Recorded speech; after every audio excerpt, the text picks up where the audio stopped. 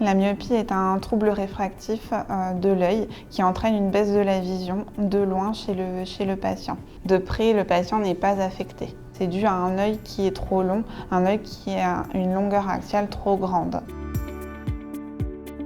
La myopie se corrige par des lunettes ou des lentilles, mais elle ne se traite pas complètement.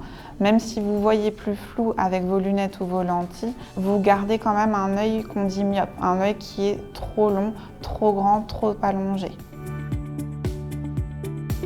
La myopie peut être opérée sur le plan réfractif, c'est-à-dire que la myopie peut être traitée par de la chirurgie laser qu'on dit réfractif, qui permet de supprimer les anomalies optiques de la myopie, qui vous permet de ne plus porter de lunettes suite à la chirurgie, mais qui fait que vous gardiez un œil morphologiquement myope.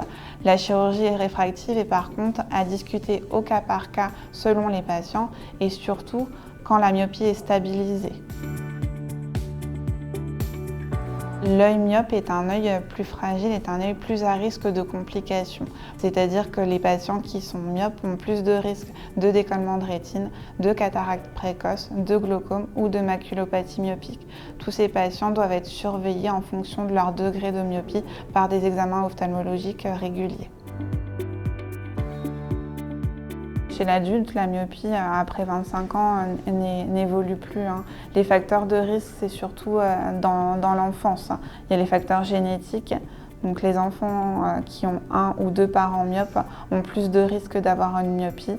Les enfants qui sont d'ethnicité asiatique ont plus de risques d'avoir une myopie du fait d'un œil plus long chez les asiatiques. Les facteurs de risque environnementaux, notamment le faible temps passé en extérieur, les activités fréquentes en vision de près, tout ça sont des facteurs de risque d'aggravation et de progression d'une myopie, mais surtout chez l'enfant et le jeune adulte. Travailler sur un écran n'entraîne pas de risque d'aggraver une myopie déjà présente chez les adultes.